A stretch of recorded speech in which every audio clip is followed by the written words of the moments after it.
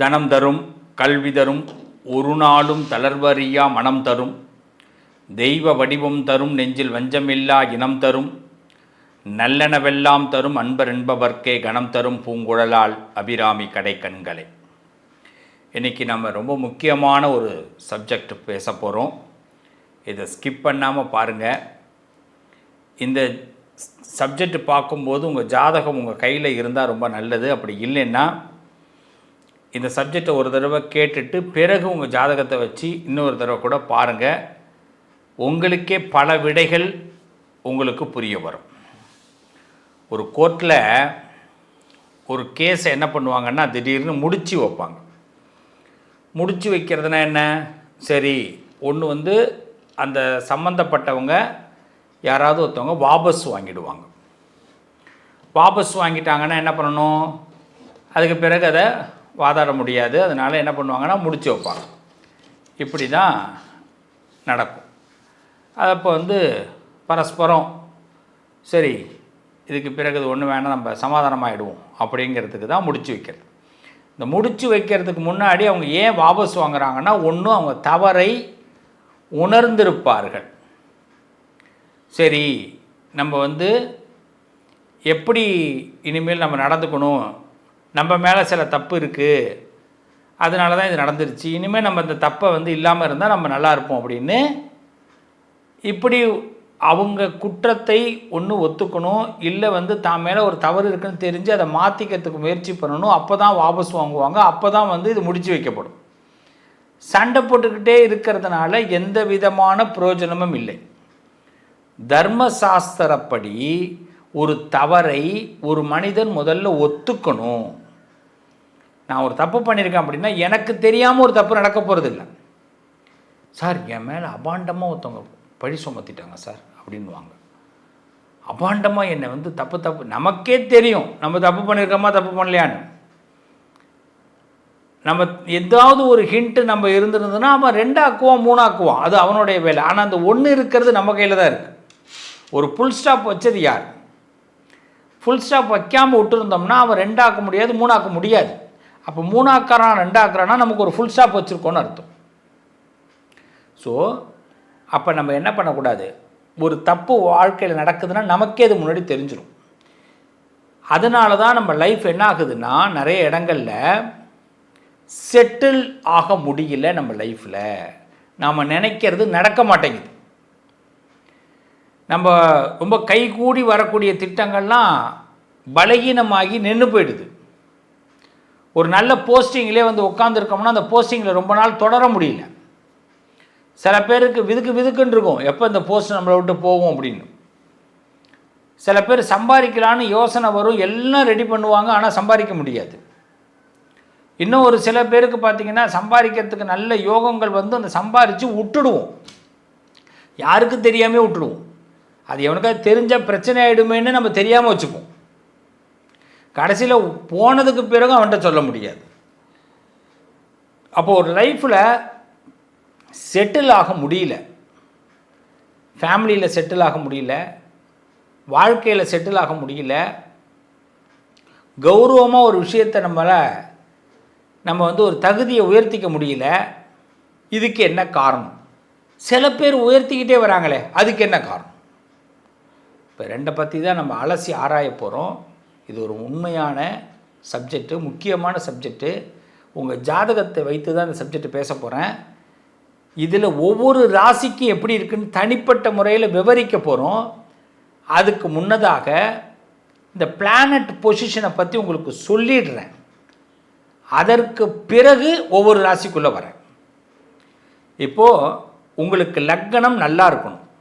லக்னம் நல்லா இருந்தது, உங்கள் ஜாதகத்தில் நீங்கள் லைஃப்பில் செட்டில் ஆகணும் அப்படிங்கிறது யார் யார் செட்டில் ஆகுவாங்க? யார் செட்டில் ஆகுவாங்க? ஐ எம் செட்டில்டு சார்,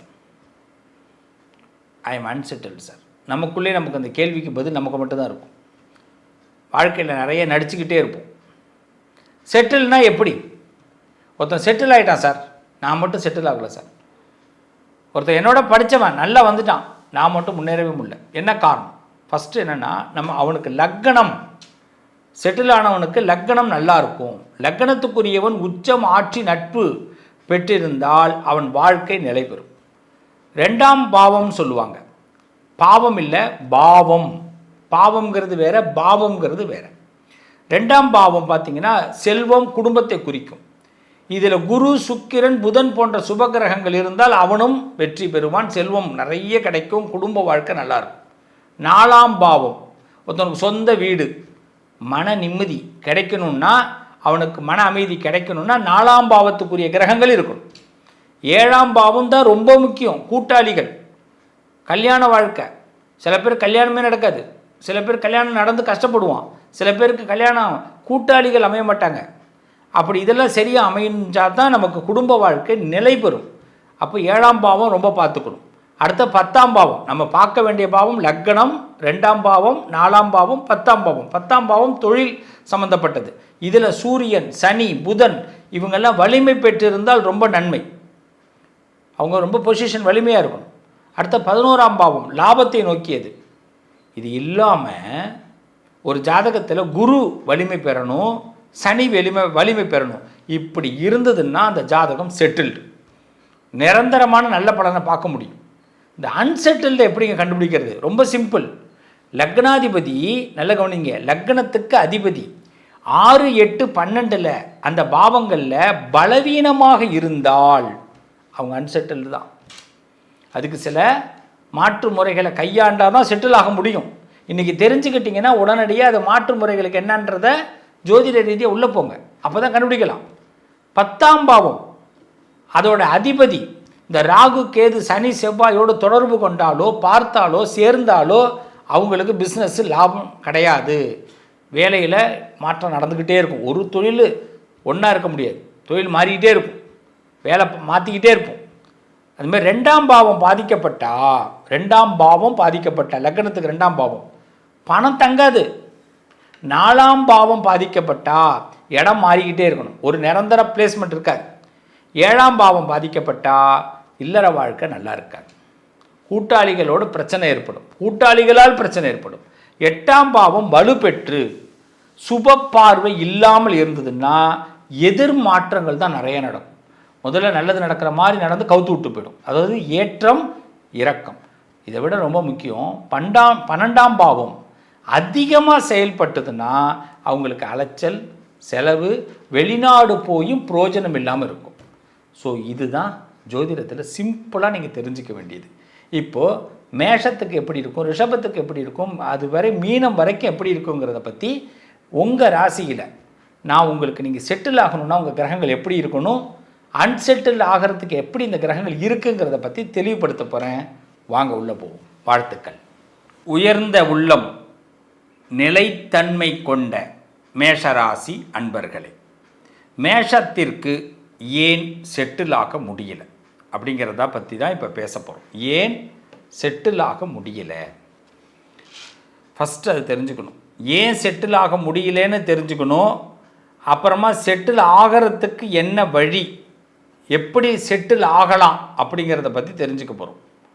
முதல்ல மேஷராசிக்காரர்களுக்கு நான் சொல்கிற ஜோதிட தகவல்களை நல்லா தெளிவாக தெரிஞ்சுங்க. இது ரொம்ப முக்கியமான பதிவு. இதுக்கு என்ன பரிகாரங்கிறதும் நான் சொல்ல போகிறேன். மேஷராசிக்காரர்களுக்கு லக்னாதிபதி செவ்வாய்.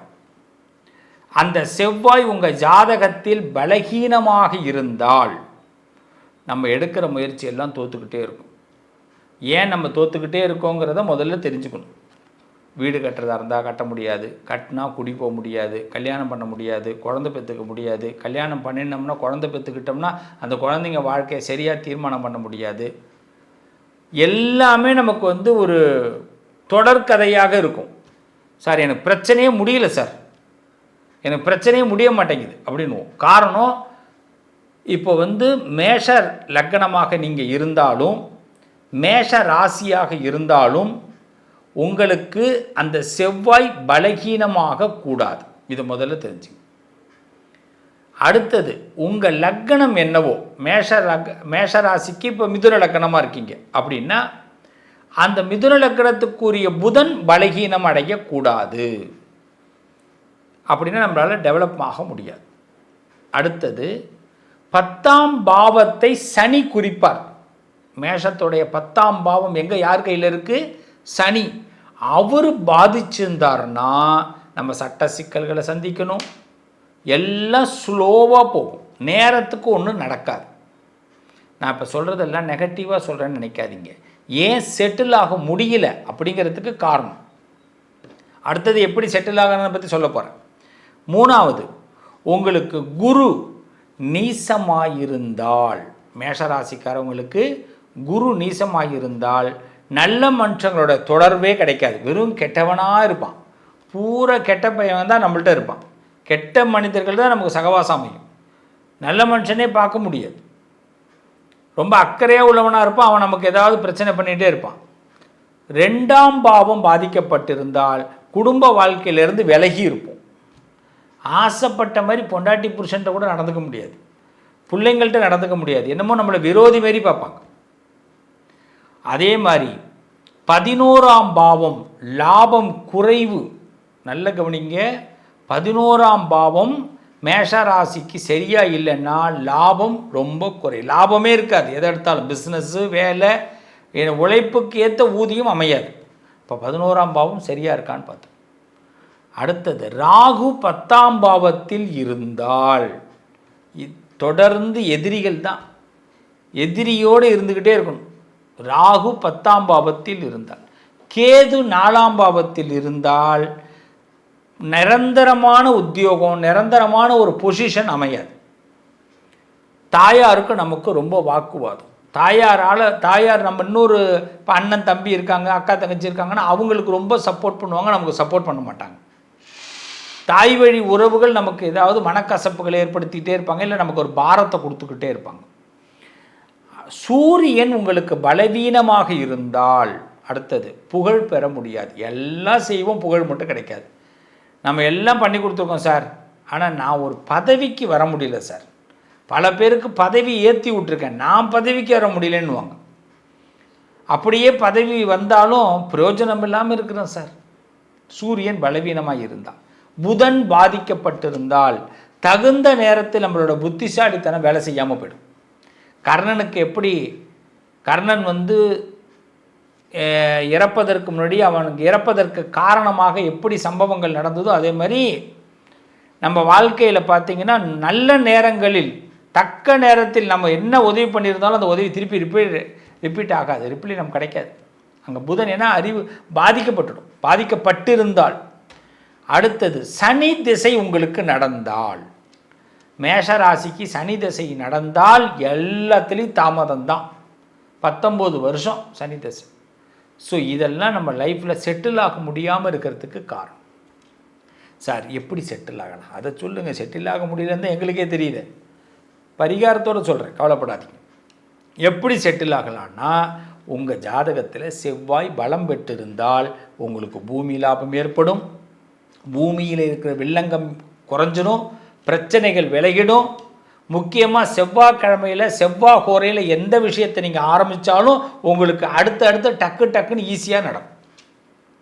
குரு பார்வை கிடச்சிதுன்னா, உங்கள் ராசியை குரு பார்த்துட்டாருன்னா நிச்சயமாக உங்களுக்கு பெரிய மனுஷங்களுடைய நட்பு கிடைக்கும், அன்பு கிடைக்கும், நல்ல நண்பர்கள் உங்களை அப்படியே கை தூக்கி விட்டுருவாங்க. அதேமாதிரி சனி நல்ல நிலையில் மட்டும் இருந்தாருன்னா உங்களுக்கு சட்ட ரீதியாக நீங்கள் ஒரு பிரச்சனை பண்ணால் கூட உங்கள் மேலே கேஸ் வராது.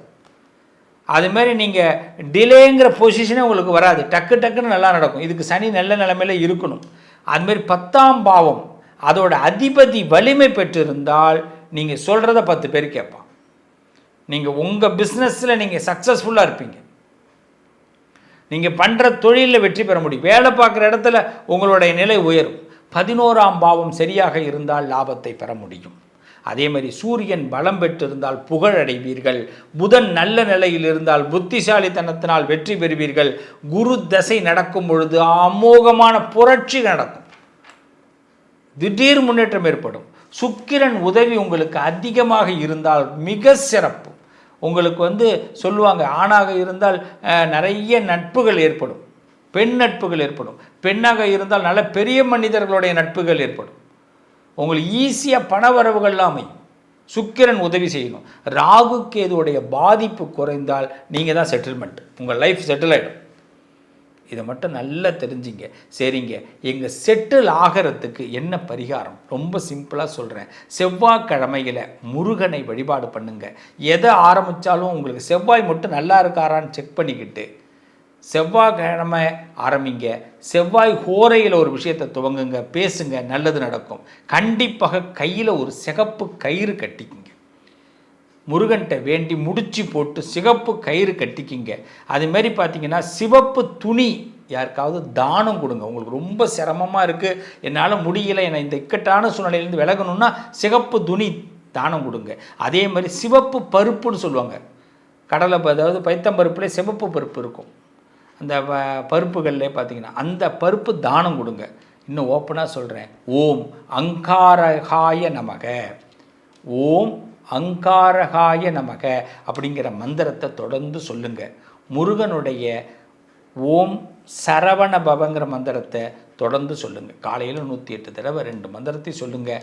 ஜபம் பண்ணுங்கள், உருவேத்துங்க, நல்லா இருப்பீங்க.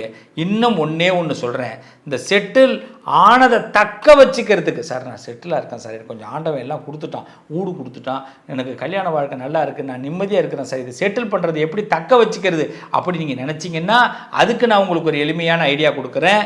சனிக்கிழமையில் எல் தீபம் ஏற்றிட்டு வாங்க. சனிக்கிழமையில் யாருக்கு? சனீஸ்வரனுக்கு எல் தீபம் ஏற்றிட்டு வாங்க ஃபஸ்ட்டு. அடுத்தது மாதம் ஒரு தடவை உங்கள் நட்சத்திரத்தன்னைக்கு அன்னதானம் பண்ணுங்கள். இல்லை முடியல, உங்கள் நட்சத்திரத்தை விட்டுட்டிங்கன்னா செவ்வாய்க்கிழமையில் அன்னதானம் பண்ணுங்கள். கோபத்தை கண்ட்ரோல் பண்ணிங்க, அவ்வளோதான். நீங்கள் செட்டில் ஆனதை தக்க வச்சுக்க முடியும். செட்டில் ஆகிறதுக்கு 3 பரிகாரம் சொன்னேன், செட்டில் ஆகிறத தக்க வச்சுக்கிறதுக்கு 3 பரிகாரம் சொன்னேன். இதை மட்டும் ஃபாலோ பண்ணுங்கள், நல்லா இருப்பீங்க, நல்லது நடக்கும். உறவுகளே, நண்பர்களே, இந்த பதிவு நீங்கள் முழுசாக பார்த்துருப்பீங்க. உங்கள் ஜாதகத்தை நான் தெளிவாக உங்களுக்கு சொல்லியிருக்கிறேன். இதில் இப்போ முக்கியமாக 3 பரிகாரங்கள் சொல்ல போகிறேன். இதுதான் ரொம்ப முக்கியமானது, சக்தி வாய்ந்த பரிகாரங்கள். நீங்கள் செட்டில் ஆகிறதுக்காக, உங்கள் லைஃப்பில் நீங்கள் செட்டில் ஆகணுன்னா இதை மிஸ் பண்ணாமல் இந்த பரிகாரங்களை நீங்கள் கண்டிப்பாக கேளுங்க. இந்த பரிகாரம்தான் உங்கள் வாழ்க்கையில் கண்டிப்பாக, இது சக்தி வாய்ந்த பரிகாரம். இதை செஞ்சு பாருங்கள், நீங்கள் செட்டில் ஆவீங்க. வாழ்க்கையில் வெற்றிங்கிற ஒரு பாதையை கண்டிப்பாக உங்களால் பெற முடியும். ஒரு அரியாசனத்தை நீங்கள் பெற முடியும். ஃபஸ்ட்டு என்ன பண்ணணும், எல்லாருமே ஒவ்வொரு அமாவாசையிலும் முன்னோர்களுக்கு தர்ப்பணம் அல்லது இயன்ற அளவு இந்த நினைவு அஞ்சலி செய்து அன்னதானம் பண்ணுறது நல்லது. அமாவாசையை மிஸ் பண்ணாதீங்க. யாரும் அமாவாசையை மிஸ் பண்ணாதீங்க. அமாவாசையில் முன்னோர்களுக்கு தர்ப்பணம் கொடுங்க. இயன்ற அளவு இந்த நினைவு அஞ்சலியிலாவது பெரிய முன்னோர்களோட நினைவு அஞ்சலிகளில் அன்னதானம் செய்யுங்க, மறந்துடாதீங்க, செய்யுங்க. அதுமாரி ஒவ்வொரு பௌர்ணமியிலும் சிவன் கோயில், விஷ்ணு பெருமாள் கோவில், அம்மன் கோவில், அடுத்த முருகன் ஆலயத்தில் நெய் தீபம் ஏற்றி வழிபாடு பண்ணுங்கள். 2 நெய் தீபம், சிவாலயத்தில் 2 தீபம், விஷ்ணு ஆலயத்தில் 2 தீபம், அம்மன் ஆலயத்தில் 2 தீபம், முருகன் ஆலயத்தில் 2 தீபம் ஏற்றி வழிபாடு பண்ணுங்கள். மாதம் ஒரு முறையாவது அன்னதானம், அப்படி இல்லைன்னா கல்விக்கு உதவி. இன்னும் சொல்லப்போனால் நீங்கள் நவக்கிரக வழிபாடு இதை அவசியம் செய்யுங்க. மாதத்தில் ஒரு நாள் நவக்கிரகத்துக்கு ஒரு அபிஷேகத்தை கொடுக்கலாம், இல்லை வழிபாடு செய்யுங்க. எந்த நாளில் வேணாலும் எடுத்துக்கலாம், ஒரு ஞாயிற்றுக்கிழமை கூட எடுத்துங்க, சூரியனுக்கு பிரதானமாக. இதை மட்டும் செஞ்சுட்டு வாங்க. ஆனால் அன்னதானம், கல்விக்கு உதவி கண்டிப்பாக செய்யுங்க. இது சக்தி வாய்ந்த விஷயம். நம்ம வாழ்க்கையில் நிச்சயமாக நமக்கு ஒரு தசாபுத்தி அந்தரம் கோச்சாரம் சாதகமாக இருக்கும் பட்சத்தில் நம்ம நிச்சயமாக செட்டில் ஆகிறது உறுதி. நம்ம எல்லோரும் ஒரு செட்டில்மெண்ட் லைஃபுக்குள்ளே வரப்போகிறோம். ஆல் த பெஸ்ட், எல்லாருக்கும் வாழ்த்துக்கள். நீங்கள் எல்லோரும் செட்டில் ஆகிறத நான் கண்டிப்பாக பார்ப்பேன். நம்ம மீண்டும் உங்களை அடுத்த ஒரு நல்ல பதிவில் சந்திக்கிறேன். வாழ்த்துக்கள், நல்லதே நடக்கும். உங்கள் அதிர்ஷ்டத்திற்கான தீர்வு: கல்வி, பதவி, யோகம், தொழில் வளர்ச்சி பெருக. ஜாதகம், வாஸ்து, திருமண பொருத்தம் பார்க்கவும், பிரசன்னம் கேட்கவும். Positive line doctor Sivasri Manikanda Sivam. தொடர்பு கொள்ள வேண்டிய வாட்ஸ்அப் எண் 7904137178.